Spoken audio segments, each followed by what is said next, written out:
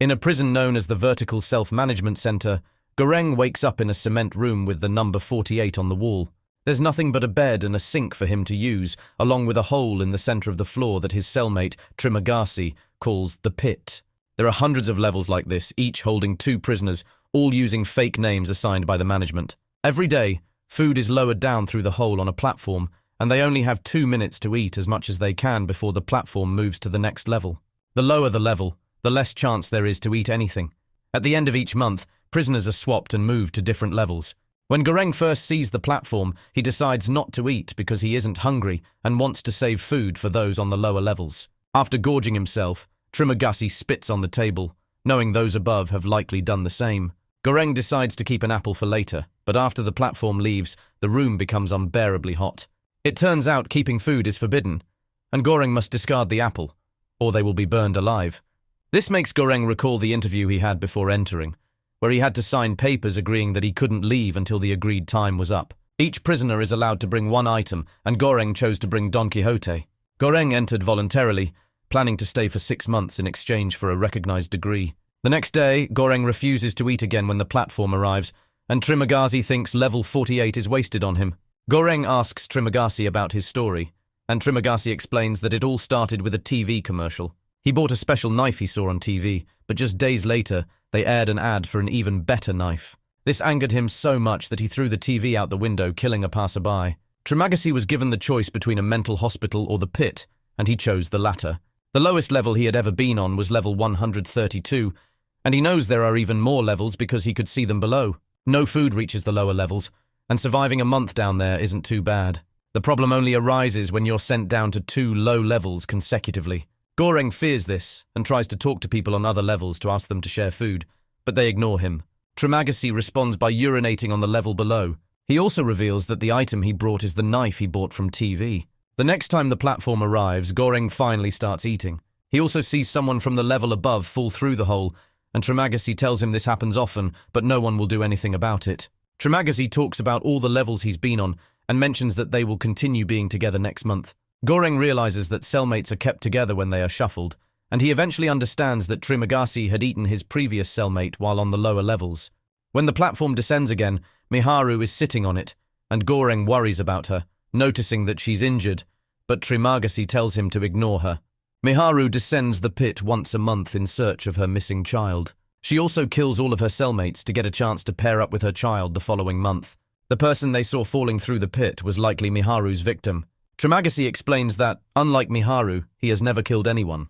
He only ate the corpses that fell onto his level. As the platform descends to the next level, the prisoners try to take advantage of Miharu, but Goreng yells at them to stay away from her, though it wasn't necessary. Miharu simply kills them and returns to the platform. When the month ends, the prisoners are knocked unconscious with gas and shuffled. When Goreng wakes up, he finds himself tied to the bed on level 171.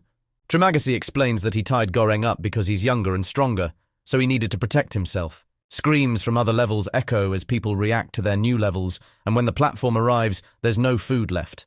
After 8 days, Trimagasi declares it's finally time for him to have some food, ignoring Goreng's pleas. Trimagasi uses his knife to cut some flesh from Goreng's thigh, but before he can eat, the platform arrives with Miharu on it. Remembering Goreng's concern for her, Miharu jumps up and attacks Trimagasi with his own knife. She then frees Goreng and gives him the knife to finish off Trimagasi. Goreng passes out shortly after. When he wakes up, he finds himself lying in bed, his leg bandaged with a piece of bedsheet by Miharu, who is eating Trimagasi's flesh. She offers some of the meat to Goreng, and after some hesitation, he accepts. She also brings him water before quietly leaving on the platform. Days pass and Trimagasi's corpse begins to rot, allowing Goreng to survive by eating maggots. Goreng also begins to hallucinate, seeing the ghost of Trimagasi, judging him as he eats. At the end of the month, gas fills the room, and Goreng dreams of being with a woman while Miharu watches. When he wakes up, he discovers that the one licking him is a dog. For Goreng, the bigger shock is that his new cellmate is Imogiri, the woman who interviewed him when he voluntarily entered the prison. The dog is the item she chose to bring, and they are now on level 33. Goreng recalls the interview day, noticing Imogiri's strange pauses between questions. Now, Imogiri explains that she also voluntarily entered the prison like Goreng, and she didn't know people died here.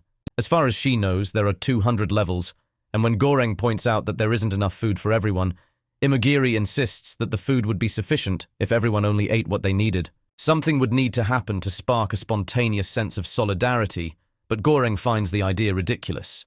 However, he wonders if change could be achieved through the death of a child, but Imagiri is certain that company policy doesn't allow anyone under 16 years old in the prison. When the platform arrives with food, Imagiri eats only what she needs, and after feeding her dog, she begins preparing 2 portions of food. When the platform reaches the lower levels, Imagiri tries to persuade the prisoners to eat the portion she has prepared and make 2 more portions for the next level to pass on the message. It becomes clear that she is completely ignored, and Goreng points out that management doesn't actually want solidarity to happen. Imagiri resents Goreng's belief that all management is evil, as she had worked for them without issue. But Goreng responds that, as a former employee, she was given the privilege of choosing her cellmate. Imagiri doesn't give up and continues to try portioning out food every day, but she is still ignored by the levels below. 2 weeks later, Goreng finally grows tired of her shouting and tells the prisoners that if they don't follow Imagiri's instructions, he will defecate on the food every day and they will have to eat excrement. The threat works, and the prisoners begin passing the message down to the lower levels. Sometime later, the platform descends, carrying an unconscious Miharu. Goreng and Imagiri lay her on the bed and care for her while the dog sneaks some food. When the platform leaves, the room begins to get extremely cold, and Goreng has to chase after the dog to retrieve the food before they are killed for breaking the rules. That night, Goreng gave Miharu the bed and slept on the floor, but when he woke up, he found the 2 women fighting. It turned out that Miharu had killed the dog to eat it. The next day Miharu left on the platform. Goreng told Imagiri that Miharu was searching for her child, but Imagiri explained that Miharu had come here alone 10 months ago. She had been an actress with no family and had voluntarily entered, just like Goreng. Imagiri admitted that she had brought people into the prison without knowing how terrible the place was, and she had been battling cancer for 3 years. When she realized she couldn't beat the disease, she voluntarily entered the prison, thinking she could make a difference. But now she no longer cared. On the last day on level 33, Goreng tried to get Imagiri to eat something, knowing they might not have food tomorrow, but Imagiri was too depressed to get out of bed. The next morning, Goreng woke up to find himself on level 202, meaning there were more levels than Imagiri had known. This truth was too much for Imagiri to bear, and she used the bedsheet to end her life. At that moment, Goreng's hallucination of Trimagasi reappeared, wondering if Goreng would eat his new friend. This time, Trimagasi was joined by Imagiri and her dog, both insisting that Goreng should eat her corpse. Goreng did his best to ignore their constant ramblings and tried to keep himself busy with other tasks. He tricked his stomach by eating pages from his book and used a piece of a plate to start marking the days on the wall. Eventually, the hunger became unbearable, and Goreng began to eat Imagiri's flesh, with Trimagasi instructing him on where to cut. Some time later, the prisoner shuffle occurred, and Goreng was overjoyed to find himself on level 6. The person on the bed was Miharu, who attacked him with a knife, but it turned out to be just a dream. Goreng's new cellmate was actually Baharat, who had chosen to bring a rope. Baharat was thrilled, thinking he could climb to the top from here, and he asked the people on level 5 for help. The couple on the level above teased Baharat before agreeing to hold the rope, but as Baharat began climbing, another prisoner pulled down his pants and defecated on his face. Shocked and disgusted, Baharat let go of the rope and fell, but Goreng managed to catch him in time, though the rope was lost into the pit. When the platform arrived, they had to eat while listening to the prisoners on level 5 enjoying themselves. Over time, hallucinations of Trimagasi and Imagiri reappeared. Trimagasi praised Goreng, saying he was doing well with only 1 month left, while Imagiri reminded him that change never happens spontaneously. This inspired Goreng to come up with a plan, and he asked Baharat for help. They would jump onto the platform with whatever weapons they could find and ensure that everyone shared the food so that everyone could eat. Goreng had calculated while on level 202, and based on the platform's movement, he estimated there were around 250 levels, making this plan possible. Baharat agreed to cooperate, and they broke the bed to use its metal pieces as weapons. The 2 of them jumped onto the platform and rode it down to level 7, where Goreng pointed out that they shouldn't let the prisoners take anything. These people had eaten yesterday and would certainly eat tomorrow, so they would only start distributing food after level 50, where people were truly struggling.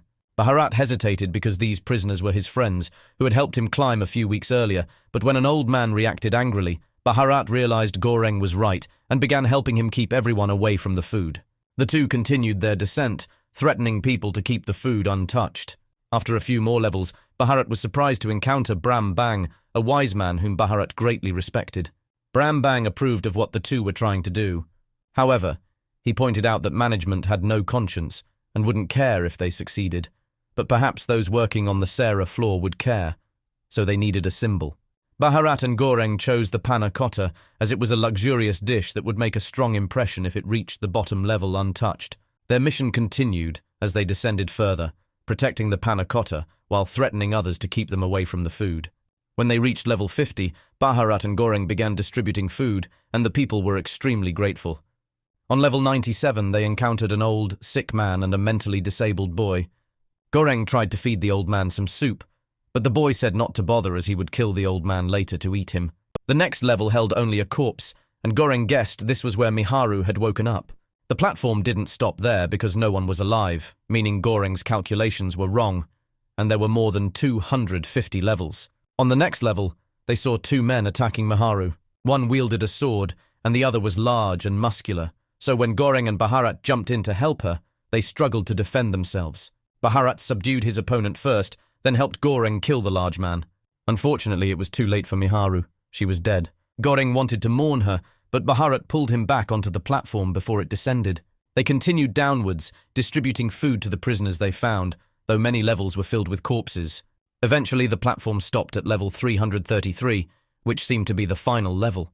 At first, they thought it was empty, but they soon discovered someone hiding under the bed. Molly, the missing child. Baharat and Goreng approached the child, and as soon as they stepped off the platform, it began descending again. Goreng told Baharat to throw the panna cotta down the hole, but Baharat refused. Unexpectedly, the room didn't become hot or cold to punish them, and after much hesitation, Baharat handed the panna cotta to Molly. The three of them stayed on that level, and Goreng continued to be haunted by Trimagasi, Imogiri, and now even Miharu. Suddenly, Baharat agreed with the ghosts, saying the little girl was the message. When Goreng woke up, he found that Baharat had died from his bleeding wound. The next time the platform came down, Goreng took Molly with him, and they descended to Chero, a floor that was completely dark and empty. Trimagasi appeared, telling Goreng to step off the platform because he was not the message. Together, they watched the platform rise with Molly, hoping that she would reveal the reality of the situation to those above. Be sure to subscribe and turn on notifications to watch more videos like this. Thanks for watching.